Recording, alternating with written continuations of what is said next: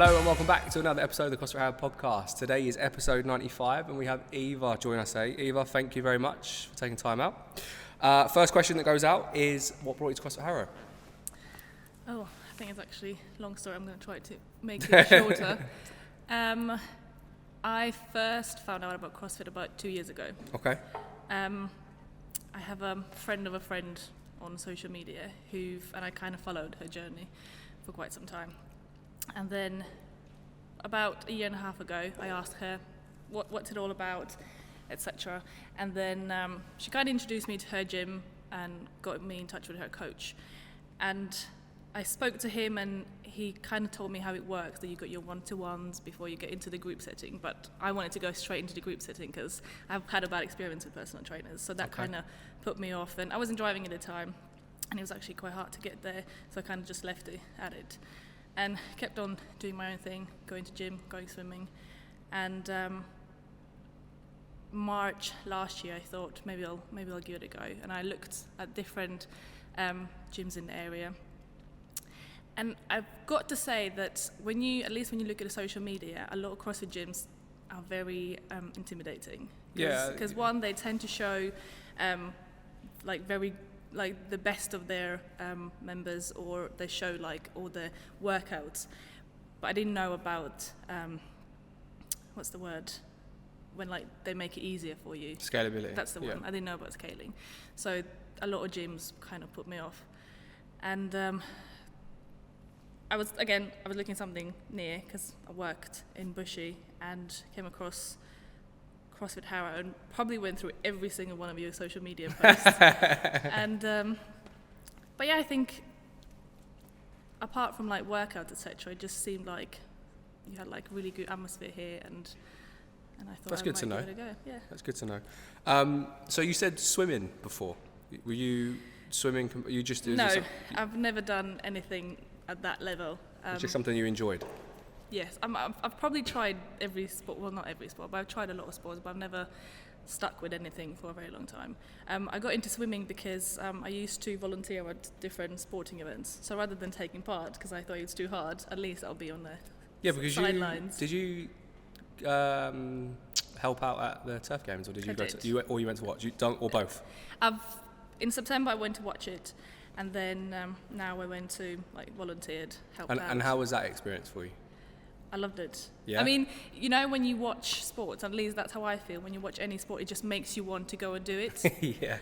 And but I've always, you watch it and you think oh, I wonder if I could do that, or I've got this competitiveness in me. Not that I'm very good at anything, but I've really don't like being last or failing, and I think that's what has stopped me many times of doing things. Did you enjoy more the fact of helping the running of the day, or did you enjoy more being a spectator? It's a little bit of everything, because I've told before, I've studied events, and that's how I got into volunteering in sporting events. Okay, right, so that makes sense, yeah. Yeah, because I've tried volunteering at different places, but I'm not a very big fan of weddings and things like that, and as much as I liked volunteering for festivals, because I like music, but that usually took the whole weekend, and because a lot of late nights. A lot of late nights, and I just couldn't mix up with my work. So sports is usually a day, maybe a half a day, and I just really enjoy the atmosphere. Yeah, especially if you get really good weather. Same as music, right? If you get a good weather on a music event or festival or sport event, it just makes it 10 times better. Yeah, because a couple of years back, I volunteered at a triathlon. Oh yeah. That's what got me into swimming a little bit. And I thought, I wonder if I could do that. I've researched, and they have the short versions. Have you done one? No, I still haven't. It's still on my list. It's good fun.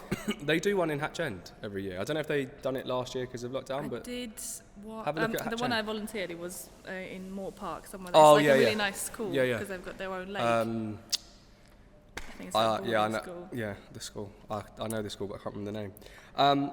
Okay, and you wrote your very long journey into fitness, but how you started doing it for the wrong reasons? I've done a lot of team sports when I was younger. Okay. I'm not saying I was very good at it. School. At school. Outside of school, I did dodgeball. Very much enjoy. I think team sports is something that I've always enjoyed. And the sports I failed, I think, is because they were something you do on your own, and it's just when you don't have somebody next to you kind of being like, oh, great job sort of thing, you don't stick out with it. And but like I said, I've tried everything, and when I say for the wrong reasons, I didn't enjoy it necessarily, and I felt like I did it for others rather than for myself. Well, yeah, obviously it's good for your health and staying fit, but I think it was more like trying to impress somebody because of bad experiences in school where bullying, etc., and it's just psychological sort of thing. Yeah, it does. It will massively play into effect. Like a lot of people, whether people realise this or not, but a lot of stuff that happens in your childhood can still traumatise you up until. It's something that I've realised in the past couple of years. But yeah, I've gone to gym, and again, like I said, it's because I did it on my own and I didn't enjoy it, but I hadn't made myself because I thought that's the only way like people will like me sort of thing. Yeah. Because of obviously all the things I heard when I was younger. And then I also noticed that I would only work out when I was single. And I think that was because, again, try to impress people. That's quite interesting that people do that. I think, that's quite... That's a global thing. It can't be singled out to a specific individual, but generally, definitely those who aren't in relationships find that they are maybe committing more time to the gym or more time to, let's say, appearance because of that reason of trying to find that partner or to help their confidence it's definitely for day to day as well. But I suppose in one way though, right, you have more flexibility when you're on your own, right? You can go to this place, you can go do that at this time, like, obviously with a partner sometimes you've got to negotiate on those things, right? But I think that's what I found, like when I was in a relationship in the past, I would choose them over, or I'd feel bad if I'm like taking this hour out of my life when I could be spending time with them. But luckily, currently in the relationship I am obviously met this person a month before I started CrossFit, and if anything, I'm working out more than I've ever done. Yeah, it blends. It blends in, right? It should. It shouldn't take. It shouldn't take a piece of your life. It should add to it, right? It should. But again, I think I also do it now because probably for the first time I'm doing it for myself, and I generally really enjoy it. And if I like it, I shouldn't say no to it just because of other reasons. But it's also amazing to know that you've seen that and you've been able to make that change, because some might find that they're in that position but can't see like a way out, or like there's something different. So it's amazing that you've done that. You said about food and relationship with food. Yeah, that's something I still struggle very much with. So where does that stem from? Is that something from when you were younger? Is that something over the last few years? I think it's probably the same from when I was younger, and I'm sure a lot of people say it. It's just, especially with social media, obviously you see all these things and you think you should look one way, and there's so many diets out there, and I've probably tried it all. Have you really? Yeah. So much, but again, I don't think I will ever be able to find like the relationship or the balance with food until I'm gonna sort of do it for myself. But I've tried it all, and there'll be, I think at one point, I think when I had my first goal session with subs, I said, I think I'm finally there. I don't care how I look. I'm gonna eat whatever I like. But then a month later something happens and I'm back into it, binge eating. And I think I make myself feel guilty. And then and I think that's the worst bit, because I'm like, I should be allowed to have a takeout or eat whatever I like, but then I feel so bad about it. And then I'll not eat anything, or I'll sit in do like a really strict diet for days, and then I'm just gonna crash because I'm not doing it the right way. And then a few days later, it's like, oh, I want to eat this and eat that. It is that balance, and I guess it's that as we said before, that all or nothing approach. A lot of us and I think that's how we're almost like in one way groomed to have just in life. Like you either do everything at one time and everything has to fall in one thing, or you don't, and that's similar to a lot of positions that people are in with regards to like their health and fitness. That people feel that when they're training, they can eat better.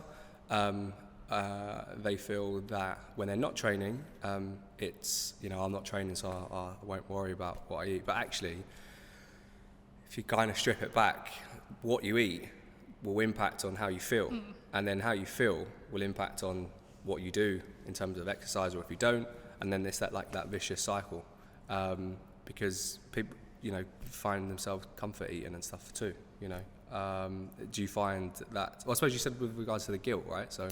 Yeah, and it's just almost everything these days kind of just surrounds around food, because you'll try to sit on diet, for example, and then you'll be wait, I can't be on a diet Friday because I'm going out. Oh wait, Saturday I've got family dinner, or Christmas, or this, and the first thing you think about is just there's going to be food. Yeah.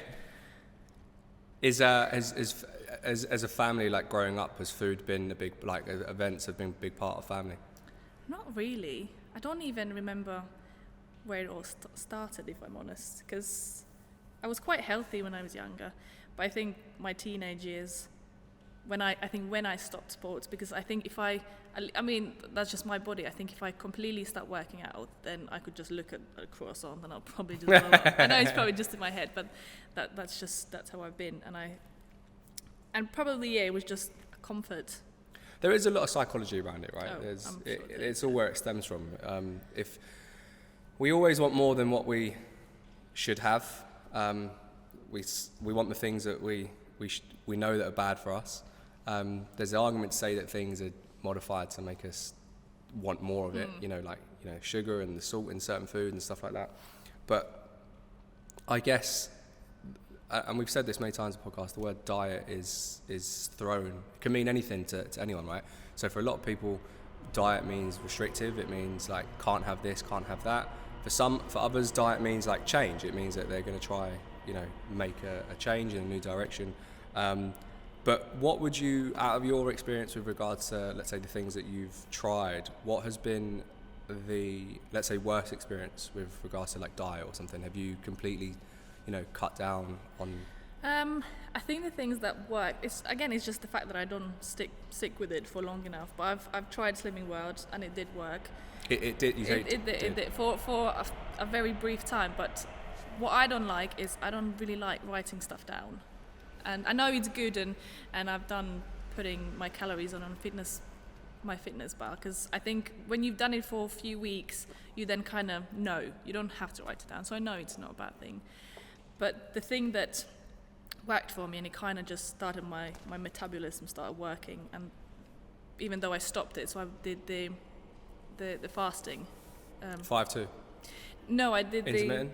That's fasting, the one, yeah. So I would eat for 8 hours and then not eat for 16 hours, and I did it for a couple months and I stopped, but it still had effects on me, and like nothing changed, which was great.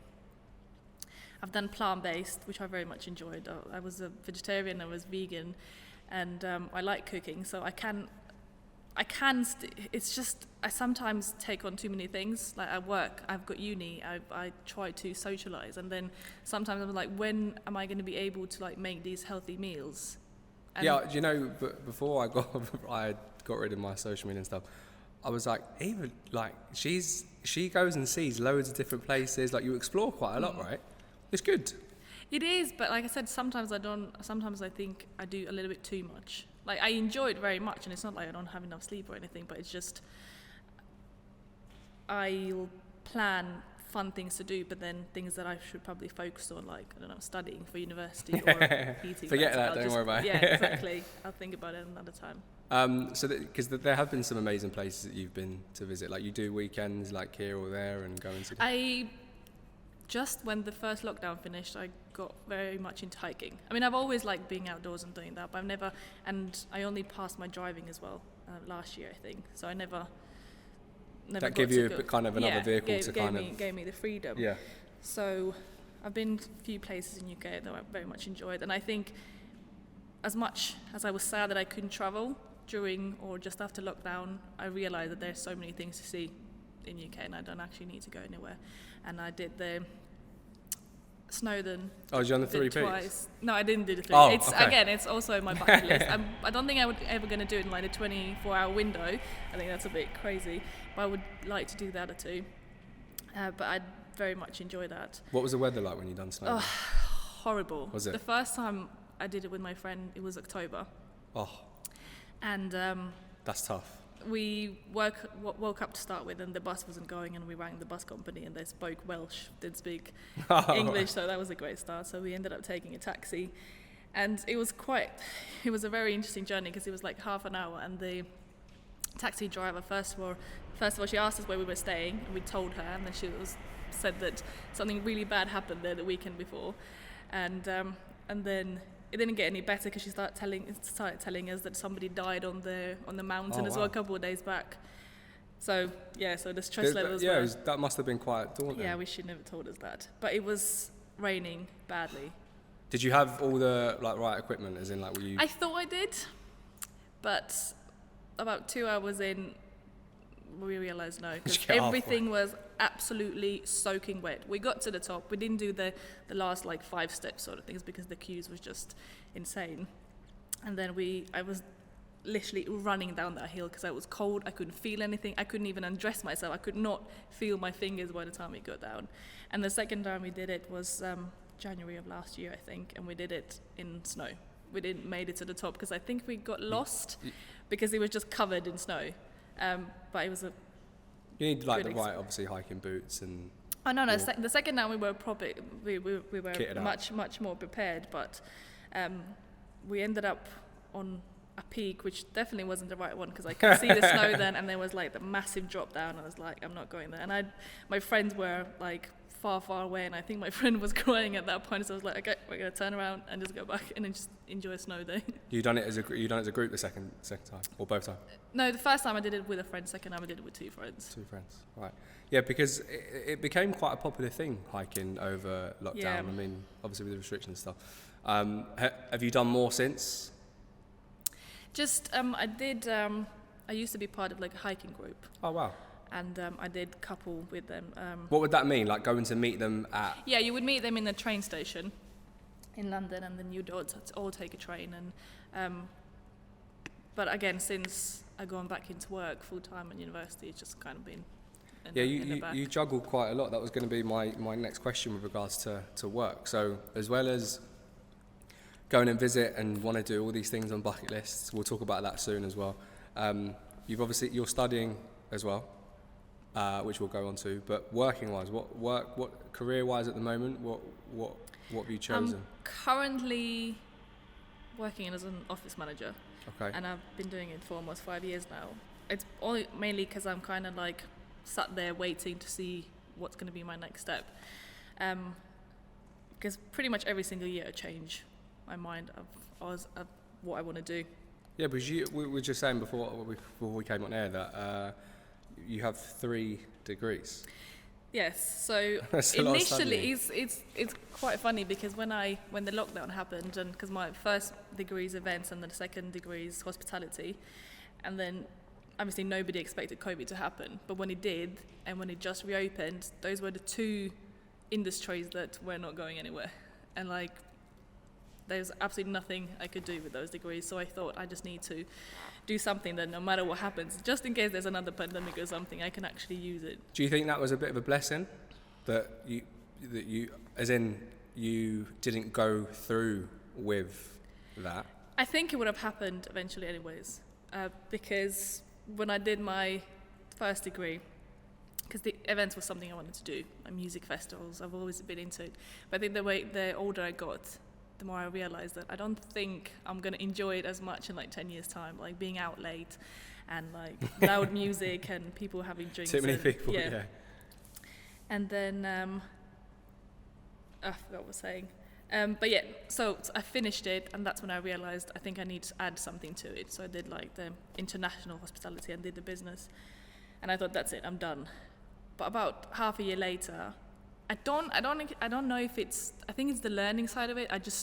You enjoy absorbing that? I do enjoy that, and I can't sit at home for too long. I need to have something. I then sort of regret it a little bit because my life is so hectic, but I do enjoy it. It's good that there's nothing really past post-masters unless it's PhD, but I don't want to teach, so I'm definitely not going to do it. So I'm hoping that's going to kind of stop me. So your masters that you're doing now is in? Human resources. Human resources, yeah. You said, sorry. So that's going to give you a new avenue. It's I've kind of done a little bit of Already. that in my previous roles. This is just gonna give me much more extra. And like I said, I'm doing like little bits of HR, and it will kind of help me decide which area I want to go into. Along that way, have you ever thought, right, as you said before, getting older, have you started to think, I might want to do this, I might want to do that? Is there more to it than maybe get your masters and think, we'll see? Is there, like, in your heart of hearts, you're like, I think I want to go down this route? There's a lot of routes I want to go down to, honestly. It's almost like I learn something new and I think I want to do that, and then I'll learn something new again and I think at this point I would be happy to do HR, but I think it's more about not the job that I'm doing, it's who I'm doing it for, or the company I'm working for, because I haven't had a very great experience over the past couple of years. So I just generally want to work for a really great company where they kind of take care of it. The culture is great, and I think it doesn't matter what I'm going to be doing. And another thing that is very important for me is development and being able to grow in a company, because currently I work in a very small company, and the position, the role I am in now is only because somebody went on maternity. And I knew it from day one that there are no way for me to go up. But kind of give you that middle ground because you're still exploring options. Yeah, but at this point I'm like, I know everything what there is. And I remember, because I work in a golf club, and I remember speaking with one of the members, and he said, because we were talking about my degrees and everything, and he said, you are currently a very big fish in a really small pond. Like, you need to be other way around where you can grow and develop. Yeah, sure. And this bucket list that you have, is there a particular amount of things on there, or is it just forever growing? It's not actually written out. Okay. I see something and I'm thinking I want to do it, but it's a lot of travel places. It's mainly travel, and have you been able to explore some of the world? Yes, since moving here, that was one of the reasons I wanted to move to UK, because I knew I'm never going to be able to do it back home. And where did you move from? Latvia. And I think I've been to about 22, 23 countries. Oh, wow. But it's mainly, I started obviously with Europe because it's closer. Outside of Europe, I've been to America, Mexico, and Thailand. And these are all just holidays as such? Yes, America, I've been twice. I was in New York over New Year's, which was just holiday. Wow. But in 2016, which again, it was from my university that let me there, I spent a summer in Florida, in Orlando. That working. Must have been amazing. Yes, but if I probably would have enjoyed a little bit more if I was on a holiday rather than working. That's when actually, just before I went to America, I think that's when I sort of properly started getting into fitness, because I was going to be a lifeguard. I mean, I was a lifeguard, but then I thought, I didn't really know what the uniforms are going to be like, so I thought maybe I should probably get in shape, and that's when I got my PT. Which I very much regret. Oh, did you do that as well? As in, I hired, I hired a PT, okay. And that's when I said it wasn't a great experience. Didn't really get much out of it, and I think that's why since then, when anybody approaches me with a one-to-one, I've always been like, that's a shame actually, because obviously you invested quite a lot of time as well as money, but for you to still have kind of an open mind, you might be a little bit reluctant, but to have an open mind going into fitness is admirable, really. The experience hasn't put you off, and you've continued to. It, like I said, it put me off with the personal trainers. Yeah. That's why I said when this girl told me about CrossFit, and when I spoke with the coach and said you have to do the one-to-ones, and I wasn't too sure about it. But obviously, you've got the same process, the same process, and I can now see why. Because I think if I would have come in here without doing the one-to-ones, I probably wouldn't have come back, because I would have been just overwhelmed with everything. Yeah, you're not the first to have said that. It can be quite. It's completely new, right? To what you would have done in the past, maybe, to the things that you'd seen in the gym, like others doing, and to go into it kind of cold turkey is quite tough, because it might not even last. That's the biggest thing, right? It's if we don't know how to do something, we're more likely not going to sustain it. I agree. So with the places that you'd seen in the world, what has been your favourite place out of the 22, 23? I'd probably say Budapest. Budapest? Yeah, I originally went there first because a very good friend of mine, she's Hungarian. And the first time I went there with her. But I didn't, the first time we went there, we went to a festival actually. And I didn't see nothing. It was just 8 days straight festival. 8 days? Yes, it's probably one of the longest festivals there is. Yeah. Wow. Yeah. So I didn't really see much. And then we came again with the same friend. But then as well, we did more of a nightlife, meeting our friends, family. And then that was my last holiday just before we went into lockdown was Budapest, Hungary, Prague, and Slovenia, I think. And we spent 3 days in Budapest, and we probably explored the whole city as much as we could. Well, you're making up for the 8 days that you didn't. Yeah, and it's just there's just so much to see, and there's just so much history, so much culture. Very good wine, and but yeah, no, it's very. I would definitely go back. Go back to Budapest. Even though I've seen it all, but it's just I wouldn't mind seeing it again. What would be a place that didn't really live up to your expectations, or maybe that you didn't enjoy as much? Italy. Really? Yeah. Oh, why? What? I think it's because where I went. Where did you go? I definitely want to go back again. There's so many places I want to see. It's just Rome is not on the. Yeah, Rome's. It was very touristy, isn't it? It is very touristy. It was very dirty. Yeah, I'll have to agree with that. And From the last time I went. and when I go to like warm countries, obviously the one place I want to go to is the beach, because I was visiting my friend out there, and she was pretty much working every day, so I was just kind of taking myself around places, and I went on a train to go to the beach, and as soon as I got there, it was like a culture shock. You could not see the beach because they were just business next to business next to business, and if you want to go on a beach, it's €5. So I can see that. That can be quite off-putting, right? You're there to enjoy your holiday, but everyone's trying to sell you a sunbed for the hour or however long. Did you visit the Colosseum? only on the outside. That, I don't even know if you can actually go inside. No, you can. That would be that's a really good experience. I did go to Vatican. Yeah. Went all the way up, and I do have a little bit. I can get sometimes a bit claustrophobic, and I didn't realize it gets smaller and and smaller, and I didn't have enough water with me. So yeah, and I think I got to a certain point. I was like, no, it's too tight. I'm gonna turn around, and then like you can't. Like you went past the point where you can turn around. The only way out is you need to get to the top and then like come down. But that's surprising though. That's a shame. Rome is very nice. Did you try? What about the food? Obviously you ate out there. Yes, but I it is very tourist. The food. I don't actually remember eating out too much because, like I said, I was visiting a friend, and she was making me all the meals, and she used to live in London, so she was cooking for me quite a lot. But I think I was also a vegetarian at the time, so obviously there's a lot of meat. It's hard. Along these travels, going to these different countries and different places, was fitness something that you prioritised going away with? Did you say, right, I've got to stay somewhere that has access to gym, has access to something that I can exercise? Yes, but I never actually did anything. Because I remember when I went to Mexico, like a couple of weeks before that, I started like running club. Obviously in the UK. Yes, in the UK.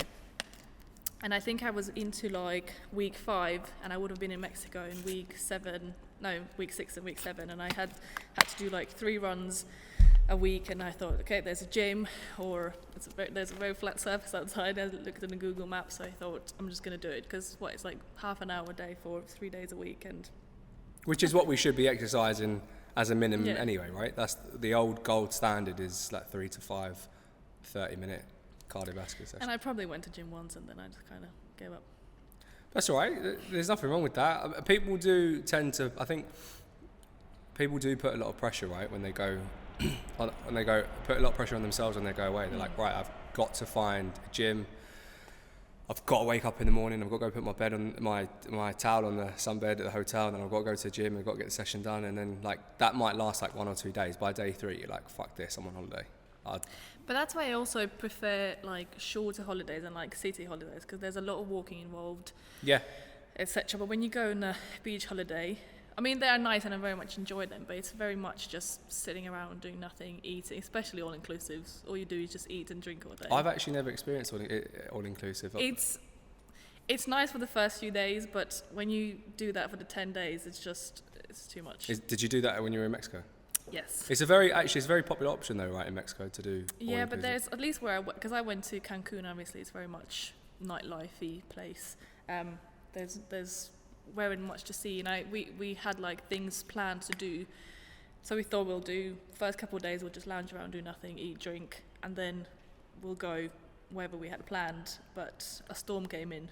Oh wow. So those few days where we had to go out, we couldn't do anything. So I ended up not seeing much actually. Do you link your studies in like events and that, or event management with like seeing different parts of the world? I guess it's like doing new things, always, looking for something next to do.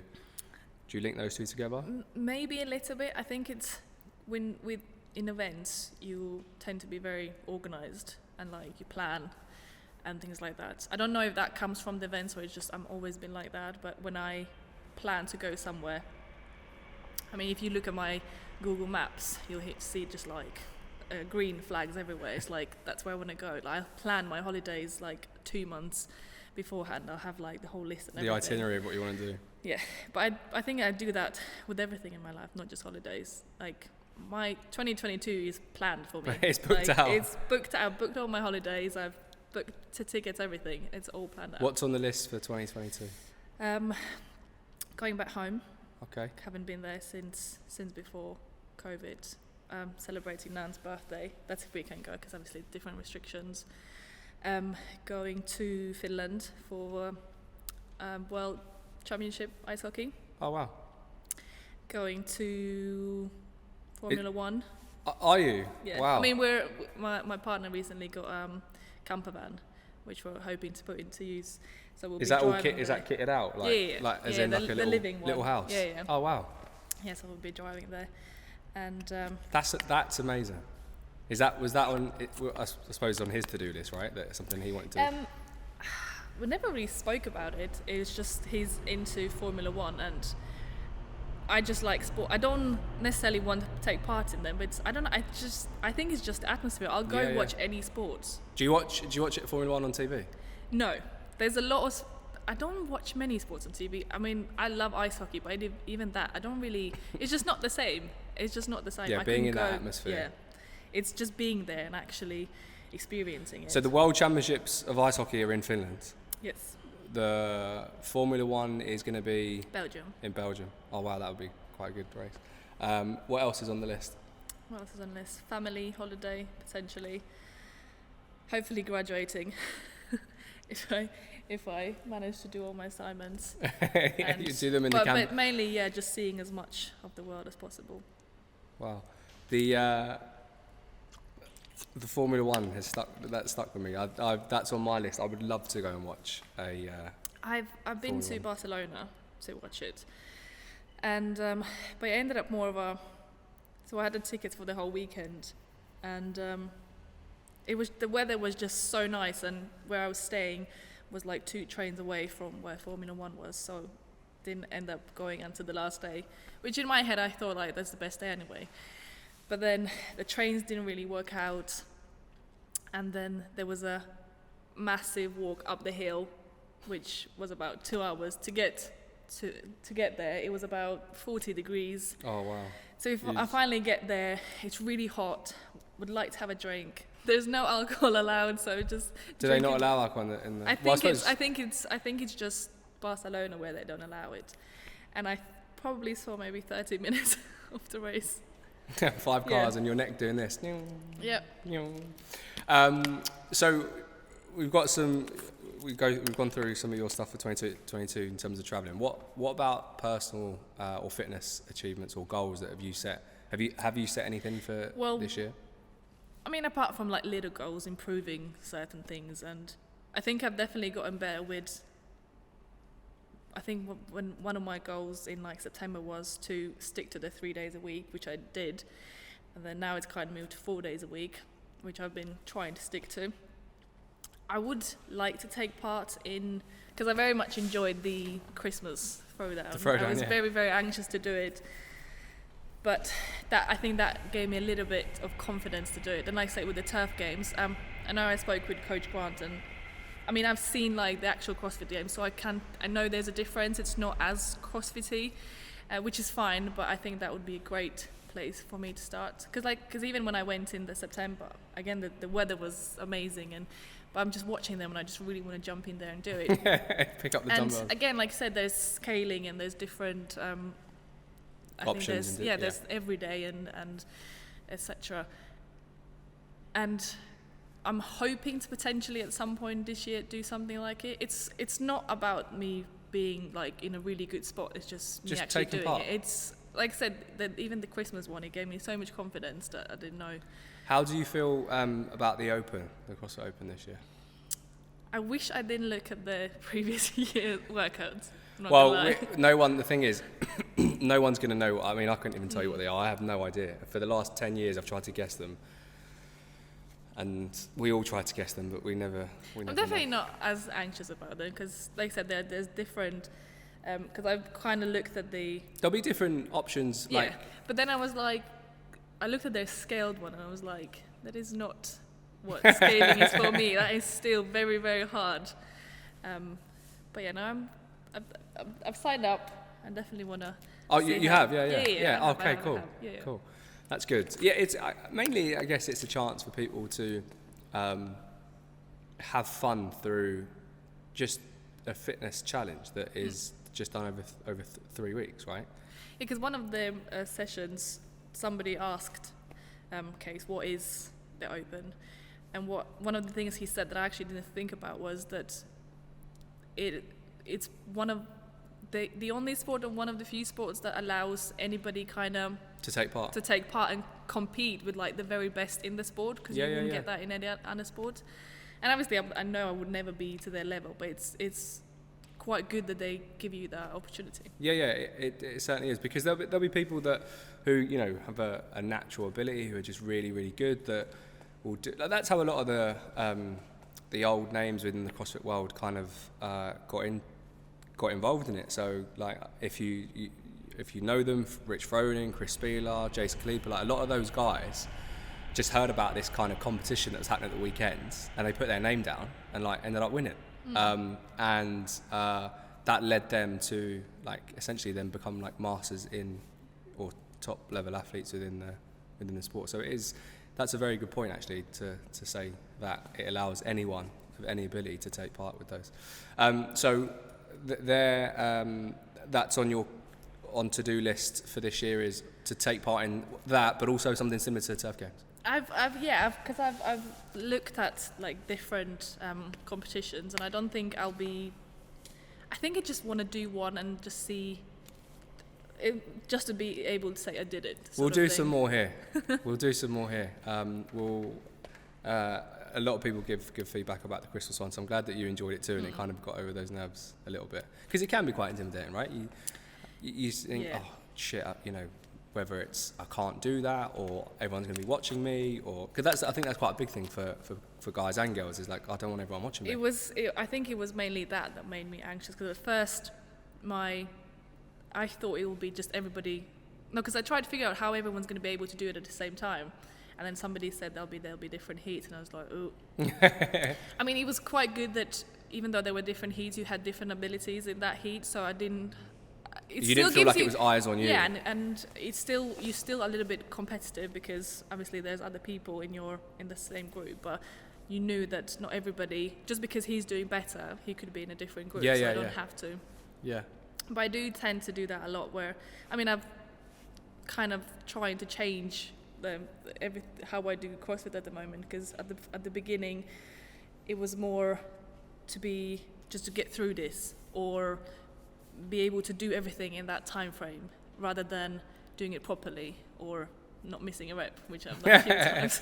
And do you think Has that given you like a different perception of what it is? Yes, Like, because I know that missing reps or not doing something properly, I'm only cheating myself.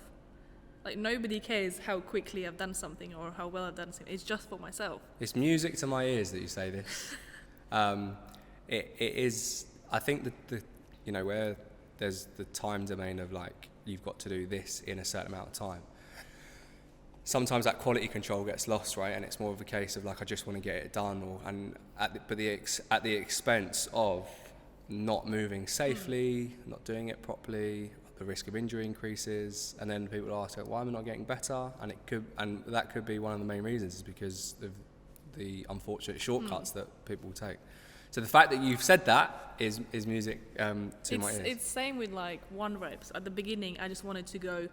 Probably in my head, it was like, the heavier I go, like the better, the better I'm going to be, sort of thing. And then there was one point where I realized that I'm doing it. For example, squats. I was doing heavy, but it didn't feel right. And you couldn't get any heavier than what it was. Yeah, and it felt too complicated. And I felt it shouldn't be this hard. Obviously heavy, yes, but it shouldn't be this hard. And then there was one point where I just thought, I just need to kind of take 10 steps back. And I started going lighter and just working on my form. And now, whereas before, I don't know, 35 kilos, it was easy to do 1 rep, but I couldn't do more. Whereas now it just doesn't feel as heavy because I'm doing something right. That's amazing to hear you say that. That's quite common too, that people will think that I'm just going to go as heavy as I can, but then there comes to a point where there's no room for improvement, because mechanically we're not moving as well as you could. So that limit or that weight, the heaviest you can go is the ceiling, right? But the only way to get past that ceiling is to take the steps back that you went with, which again is admirable, because for a coach to hear that and see it is good. With regards to the change from like conventional gym to CrossFit, or what would you tell someone who is at the gym, not enjoying the process, maybe a similar position to where you were, if they wanted to give CrossFit, and they were reluctant with those one-to-ones, and they were thinking, maybe I shouldn't? Like I said, one thing with the regular gyms is most of the time you're just on your own. And the things I did in the gym was a lot of bike and cardio running. based. Because in my head I was like, as long as I've been there for an hour, does it mean what I've done? I've been there an hour and I can be like, I've done my 1 hour in a gym. You're content with it? Yeah. And I was very scared to go to any of the weights. Yeah, you have like the weight machines, which is quite easy to use, but I would never touch any of the weights. And it's very, again, that it's also a very intimidating place, because I feel like everyone's watching me, which they're not, but it's just... That's how you feel, yeah.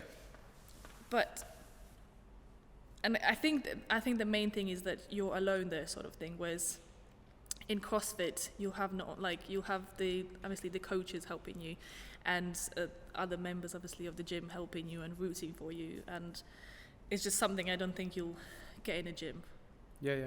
And I genuinely think if anybody who would try CrossFit and actually will realise that